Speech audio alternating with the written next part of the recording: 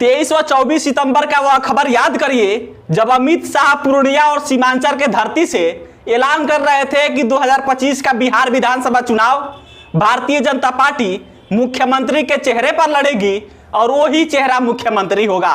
और फिर इसके बाद तमाम बिहार के भाजपा के नेताओं के साथ हुई अमित शाह के बैठक में अमित शाह ने कहा था कि बस आप लोग लगे रहिए, ठीक से काम करिए, तैयारी करिए, हमने तमाम समीकरण तोड़ दिया है और बिहार तो हम ही जीतेंगे।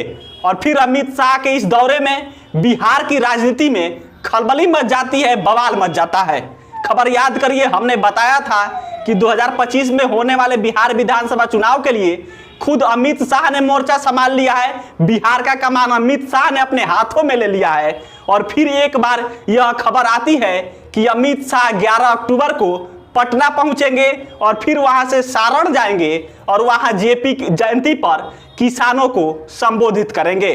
खबर को समझिएगा कि 20 दिन के अंदर बिहार में अमित शाह का दूसरा दौरा फिर बिहार की राजनीति में खलबली मचाने वाला है, बवाल मचाने वाला है। फिर बिहार की राजनीति उबाल मारने वाली है, क्योंकि जब केंद्रीय गृह मंत्री अमित शाह 20 दिन के अंदर दूसरी दफा बिहार आ रहे हैं तो इसका मतलब है कि अमित शाह कुछ बड़ा प्रयोग करने वाले हैं। हम भी इसी खबर का विश्लेषण करेंगे, लेकिन इसके पहले नमस्कार स्वीकार कीजिए। मेरा नाम सिकंदर अली है और आप बिहार मंच देख रहे हैं। 20 दिनों के अंदर बिहार में केंद्रीय गृह मंत्री अमित शाह का दूसरा दौरा इस तरफ इशारा कर रहा है कि बिहार में अमित शाह कुछ बड़ा प्रयोग करने वाले हैं, भाजपा कुछ बड़ा प्रयोग करने वाली है। और अपने पहले दौरे में अमित शाह ने भाजपा नेताओं से मीटिंग कर कहा था कि आप लोग लगे रहिए, तैयारी करिए, हमने सब समीकरण तोड़ दिया है, आप लोग बस लगे रहिए, बिहार तो हम ही जीतेंगे।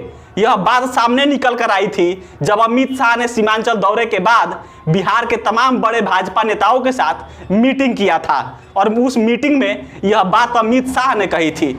फिर इसके बाद खबर आती है कि अमित शाह 11 अक्टूबर को पटना आ रहे हैं और पटना से हेलीकॉप्टर से वह सारण जाएंगे और फिर वहां जेपी के जयंती पर किसानों को संबोधित करेंगे।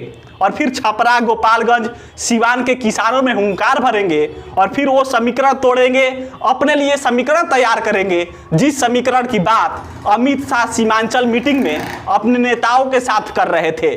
इसीलिए जब यह खबर आई है कि 20 दिनों के अंदर ही यानी कि 11 अक्टूबर को अमित शाह बिहार आ रहे हैं, तो एक बार फिर इस पर चर्चा शुरू हो गई है।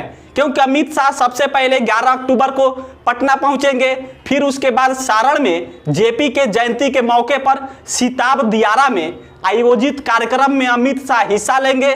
फिर इसके बाद दोपहर 3 बजे अमनौर पोखरा पर सहकारिता सम्मेलन को संबोधित करेंगे। और फिर इस बात की जानकारी खुद, जो ये सब जानकारी है, इसकी जानकारी खुद बीजेपी सांसद राजीव प्रताप रूडी ने दी है। भाजपा सांसद राजीव प्रताप रूडी ने बताया कि अमित शाह 11 अक्टूबर को सुबह 11:15 पर पटना पहुंचेंगे और फिर वहां से 12 बजे सिताब दियारा पहुंचेंगे, वहां जेपी के जयंती पर कार्यक्रम में शिरकत करेंगे। इसके बाद वे दोपहर 2:30 पर अमनौर पहुंचेंगे, जहां वे छपरा, सिवान और गोपालगंज के किसानों के सम्मेलन को संबोधित करेंगे। इसके साथ ही अमित शाह आजादी का अमृत महोत्सव के तहत अमनौर पोखरा पर अमृत सरोवर स्मृति पार्क और लाइटिंग एंड साउंड शो का भी उद्घाटन करेंगे। मतलब कि यह खबर कंफर्म है कि 11 अक्टूबर को अमित शाह पटना पहुंच रहे हैं और फिर वहां से वे सारण जाएंगे और फिर छपरा, गोपालगंज और सिवान के तमाम किसानों में हुंकार भरेंगे। और फिर अमित शाह ने सीमांचल में जो अपने नेताओं के साथ बैठक में मीटिंग कर बात कही थी कि हमने सब समीकरण तोड़ दिया है, हम सब नया समीकरण तैयार कर रहे हैं, आप लोग बस लगे रहिए, तैयार रहिए, बिहार तो हम ही जीतेंगे। और फिर यह बात सामने निकल कर आई थी कि अमित शाह सीमांचल में अपने तमाम नेताओं के साथ मीटिंग में जो बात कहे थे, लेकिन अमित शाह का यह दौरा कंफर्म है कि 11 अक्टूबर को वो आ रहे हैं। फिर इसमें क्या ऐलान करने वाले हैं और क्या वहां पे नया कुछ प्रयोग होगा, यह तो आने वाला समय बताएगा। 11 अक्टूबर वह समय होगा, लेकिन इसके पहले यह चर्चा शुरू हो गई है, राजनीतिक सुगबुगाहट बढ़ने लगी है कि 20 दिनों के अंदर ही अमित शाह का बिहार में दूसरा दौरा क्या कहता है और अमित शाह का बिहार में कुछ बड़ा प्रयोग होने वाला है। तो समय बताएगा बाकी, और जब समय आएगा 11 अक्टूबर अगर उसके पहले कुछ इसमें अपडेट आएगा तो हम आप तक जरूर पहुंचाएंगे।